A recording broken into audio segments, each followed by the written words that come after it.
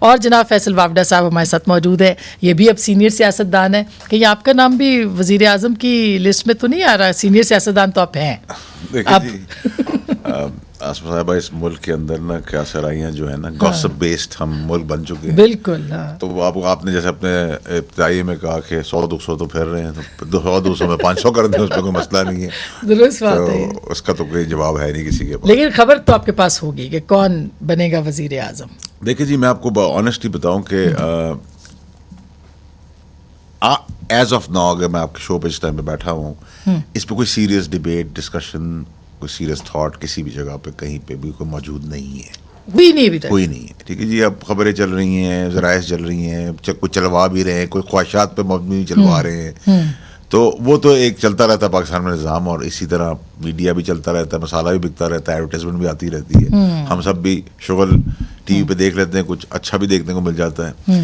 So as of now تو ایسی کوئی چیز میری نالج میں نہیں ہے. اور 2 دن رہ گئے صرف, ظاہر ہے کہ اسمبلی کو برخاست ہونا ہے. کانسٹیٹیوشنلی تو 2 دن یوں ہیں, 3 دن پھر آگے بھی ہیں, اور پھر 3 دن اور ہیں کانسٹیٹیوشن میں. تو ہم کانسٹیٹیوشن تو بہت کچھ کہتا ہے, اور کانسٹیٹیوشن بہت کچھ سمجھاتا بھی, بٹھاتا بھی, کھڑا بھی کرتا ہے, اٹھاتا بھی ہے, تو ٹھیک ہے. لیکن شہباز شریف صاحب تو کنٹینیو نہیں کر سکتے نا.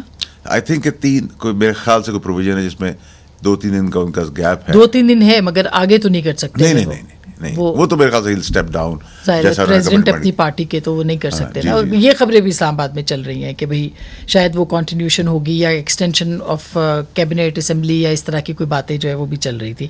لیکن انکانسٹیٹیوشنل چیزیں ہیں, ظاہر ہے کانسٹیٹیوشن میں اس کا ذکر نہیں ہے. اچھا, یہ چونکہ سبجیکٹ مصطفیٰ کا ہے, تو کانسٹیٹیوشن جو ہے وہ آپ کو لگتا ہے کہ اس وقت ایک تو بعد میں آئیں گے, پہلے تو مجھے نگران وزیر اعظم کہ ہم آپ کے شو میں جب آپ بلائیں ہم حاضر بہن کرتے آ جاتے ہیں. کبھی کافی نہیں آئی, کبھی چاکلیٹ. یہ مجھے میرے لیے بھی حیران کن بات ہے, اور میرے لیے کافی نہیں آئی, میرے لیے کافی نہیں آئی. دیکھیں میں وہی اپنا کافی بھی پی رہے ہیں, چاکلیٹس بھی کھا رہے ہیں. تو یہ آپ کے جو چینل کے اونرز ہیں یا چینل کے جو مینجمنٹ ہے, آپ نے کبھی فرمائش نہیں کی نا. دیکھیں ہم گیسٹ سے پوچھتے ہیں کہ آپ کیا پیئیں گے, کیا کھائیں گے. بڑی مہربانی. نا آپ جرنلائز مت کر لیجیے گا کیا پیئیں گے اور کیا کھائیں گے, کیونکہ وہ باقیوں کی کچھ اور فرمائش ہوگی. اچا موسٹلی خود اپنا کافی کا کپ لاتے ہیں نا, تو کافی کے کپ کے اوپر ہی ڈسکشن کرنی ہے یا کوئی آپ نے بھی بتانا ہے کہ نگران وزیر اعظم آپ کے پاس کیا اطلاعات ہے, کون بنے گا وزیر اعظم؟ اسما بہن, بہت زیادہ اسپیکولیشنز ہیں. آپ پیپلز پارٹی والوں سے ملیں تو ان کی اسپیکولیشن کا وش لسٹ ان کی فرق ہے, مسلم لیگ نون والوں سے ملیں تو ان کی فرق ہے.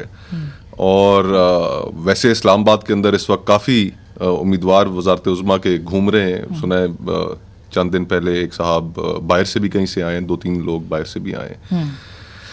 لیکن بنیادی طور پہ یہ, اب آپ کو یاد ہوگا کہ 2018 کے جب الیکشنز تھے تو جسٹس ناصر الملک اس وقت کیئر ٹیکر پرائم منسٹر تھے. ویسے ان کی بہت اچھی ریپوٹیشن ہے, اور ایز چیف جسٹس بھی وہ ایک اچھی ریپوٹیشن انجوائے کرتے تھے. لیکن 2018 کا جو الیکشن جس طریقے سے ہوا, اس کے اندر ہم نے دیکھا کہ وہ کوئی کردار ادا نہیں کر سکے. ان کا کیا کردار ہے اس میں؟ تو ابھی بھی جو الیکشنز کیئر ٹیکر کا مقصد تو یہی ہے نا کہ وہ ڈے ٹو ڈے افیئرس چلائیں گے, اور پھر اس کے بعد الیکشنز کا جو انعقاد ہے اس کے اندر بس ایک سٹاپ گیپ ارینجمنٹ ہے ان کی. تو کوئی بھی شخص ہو فرق نہیں پڑتا, لیکن اس میں ایسا شخص نہ ہو کہ جس کی نیوٹرلٹی کے اوپر, کریڈیبلٹی کے اوپر سوال اٹھ سکے.